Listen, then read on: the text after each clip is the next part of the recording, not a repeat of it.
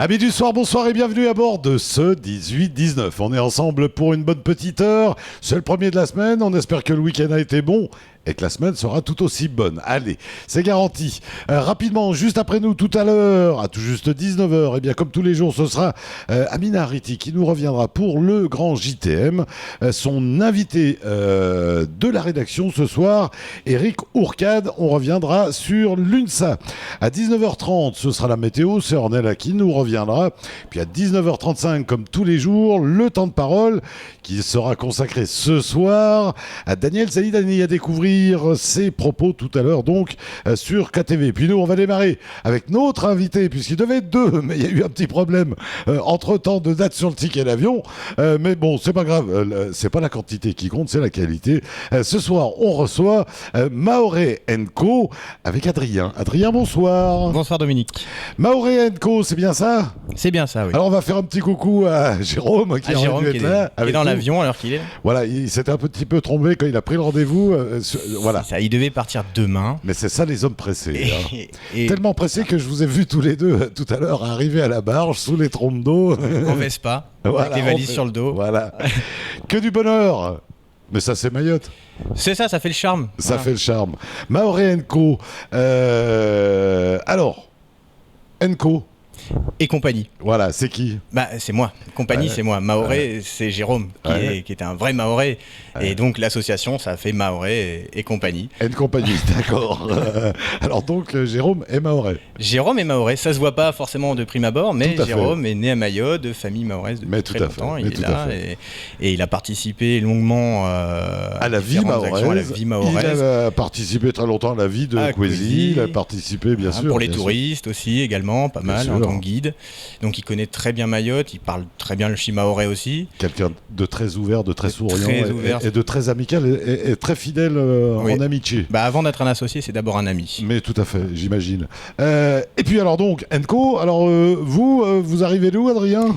Alors moi j'arrive du sud de la France, d'un petit village à côté de Nice. Ça s'entend pas. Non, j'ai aucun accent. Mais pourtant, j'ai d'origine corse, italienne, et j'ai jamais eu d'accent. Bah, c'est comme ça. Voilà. Mais après. Peut-être avec le tard, ça viendra peut-être. Oh, je peux le faire un peu si ça vous fait plaisir. Avec la pétanque. Je peux l'imiter. Voilà. Adrien, donc, vous vous êtes rencontré avec Jérôme quand à peu près? Comment ça s'est passé cette aventure? Eh ben, Jérôme, je l'ai rencontré dans un domaine complètement différent, puisqu'avant j'étais directeur commercial pour une société qui a créé des nouvelles technologies pour le yachting en Méditerranée, donc j'étais responsable commercial sur la Méditerranée, et Jérôme était le prestataire d'un de mes clients, à qui j'ai fait la formation pour utiliser une certaine machine pour entretenir les yachts. Okay. Et vu que j'avais un goût prononcé pour la cuisine et que je tournais partout sur la Méditerranée, donc hôtel, restaurant, il m'a présenté ces épices qu'il ramenait de Mayotte de temps en temps, comme ça, pour les vendre sur les marchés, pour faire connaître. Et donc là, vous connaissiez pas Mayotte? Non, je vais l'avouer, je savais même pas où ça se trouvait. Ouais, voilà. C'est bien, c'est bien. Non, je le dis, clairement. Pourtant, je viens d'une île aussi, donc entre Iliens, on devrait se serrer les coudes, mais voilà. Ouais. Mais non, je connaissais pas. Et par contre, les produits, je les ai testés, goûtés, fait goûter.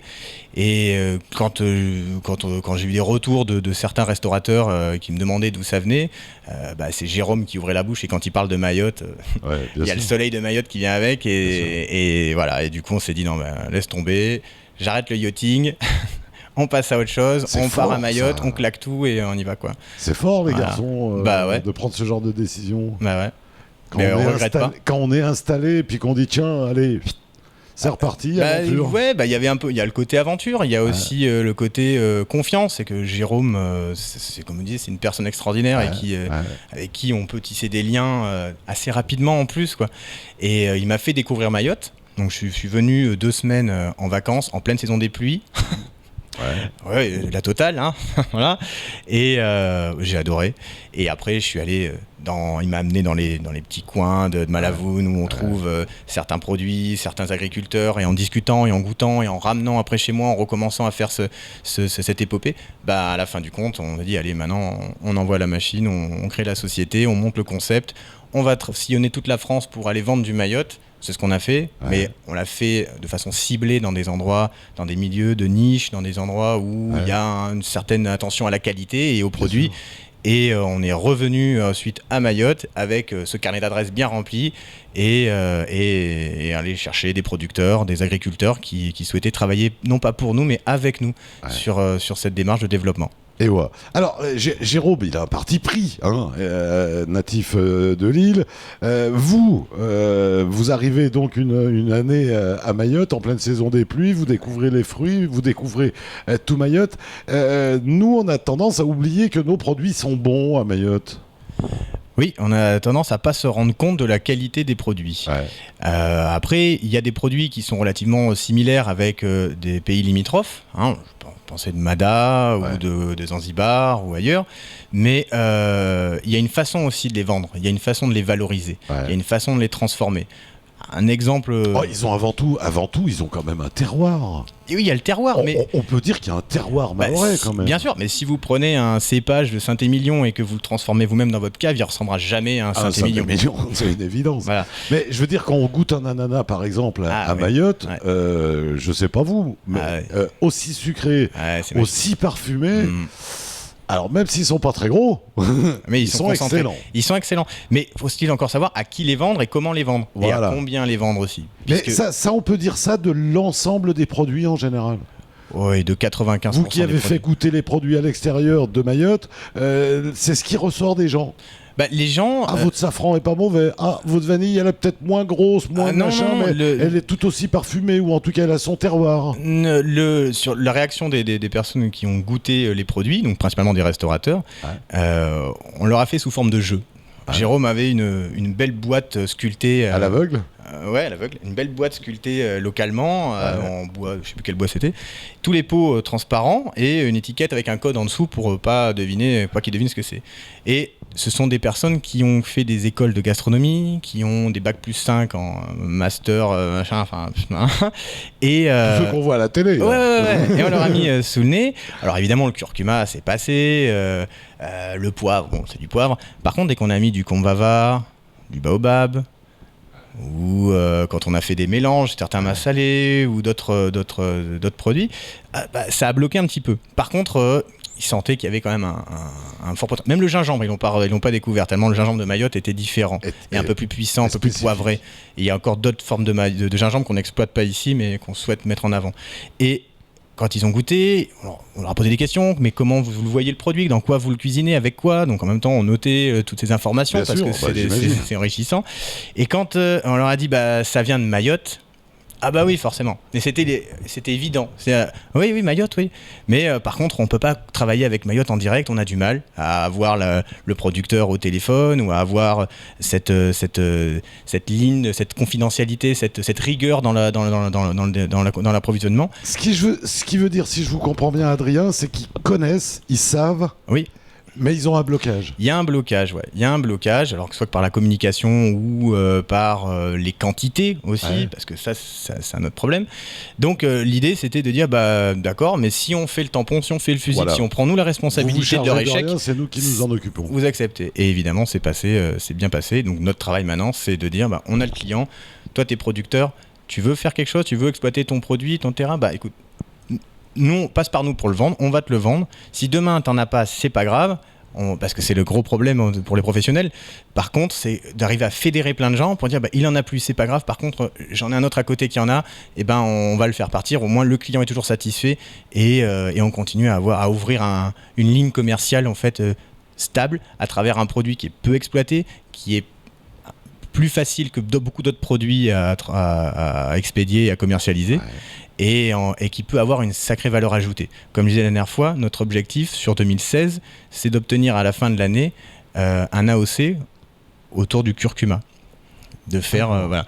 La première question que j'ai posée à Jérôme quand on a parlé de Mayotte, alors moi je suis un petit peu épicurien, ça se voit, c'est de dire c'est quoi leur spécialité, c'est quoi la boisson, c'est quoi le plat favori.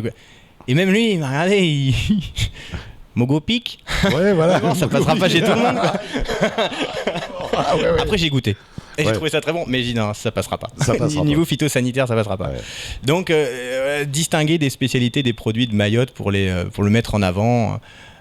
À l'ordre du jour, avant, c'était la vanille, l'ilang. Il faut accepter que y a peut-être maintenant, on peut se battre sur d'autres terrains. L'épice peut faire partie de ces terrains. C'est ce que j'allais vous dire. Alors maintenant, on parle de ces produits, mais c'est quoi ces produits? C'est les produits de l'agriculture, c'est quoi? Oui, alors c'est les produits issus de l'agriculture mahoraise. Donc là, lorsqu'on lance un message d'appel auprès des agriculteurs, c'est pas de venir nous livrer de la cannelle enroulée par exemple ou du rhizome déjà transformé. C'est de faire venir sur les terrains, on vient voir le terrain, on vient voir la terre. Bien sûr. On la bêche avec eux. Ce qui s'est passé régulièrement, c'est qu'on vient bêcher, on sort nous-mêmes les produits de terre pour voir, pour montrer, pour regarder les différentes techniques. Et c'est donc des épices. Donc on a lancé une marque d'épices mahoraises, 100% mahoraises, qui s'appelle Mahorais Épices et Délices, qui est commercialisée à la fin de la semaine. Après avec les partenaires comme Chadouli, on en avait parlé la dernière fois, que c'est jus de fruits, pareil, on a lancé un développement commercial depuis septembre avec lui et ça commence à bien marcher, et c'est de mettre en avant les produits issus de la transformation des fruits, donc jus, compote, gelée, sirop. Voilà. Après, on a imaginé d'autres produits. Et on a même un autre produit, et là, ça risque d'en étonner pas mal, mais on a des opportunités pour vendre du tsutsunbi. Oh. Voilà. Donc, bien sûr. Lancer l'élevage de tsutsunbi, allez-y, élevez du tsutsunbi. Mais c'est une évidence. On en voit maintenant dans toutes les émissions de Koh-Lanta, de machin, ils mangent des insectes. Mais ça a été un travail de prospection aussi pendant... Donc, il y a 2 ans, on a commencé. On a listé tous les produits qu'il y avait à Mayotte. Et... on a analysé un petit peu les différents prospects et on a mis en avant certains produits plus que d'autres. On a des images que l'on va diffuser, mais rapidement, ça sera jamais des marchés de 100 000 tonnes. Ah non, il faut pas. Non. C'est pas l'idée. Ah non, du tout. Au contraire, quoi. C'est de gérer le foncier, de maîtriser le foncier, pas faire de surexploitation. C'est de valoriser la production. Et d'aider à l'écoulement. C'est ça, à l'écoulement, mais que sur des marchés de niche. Voilà. Que sur des marchés où il y a un fort potentiel, où il y a une forte notoriété, où les gens ont besoin d'image et de traçabilité, donc les gens, les consommateurs, et en même temps qui permet d'exploiter une parcelle, par exemple sur 1 hectare, si on prend 200 mètres carrés, on fait que du curcuma, ça suffit. À côté, on peut continuer à faire d'autres choses. Et au contraire, c'est une parcelle. Le rhizome et tous les autres produits sont meilleurs lorsqu'il y a une diversité sur le terrain. Donc, plus il y aura de diversité sur le terrain, plus il y aura de produits à commercialiser, plus il y aura de potentiel pour l'agriculteur, et plus nous, on ressortira un produit de grande qualité à petite quantité. Allez, moi ce que je vous propose, c'est qu'on a découvrir tout simplement en images ce qu'est Mahorais & Co. C'est des images first, je crois. Alors, oui, c'est des images first, mais autour du développement commercial de la société Wangani Production. Et on va découvrir.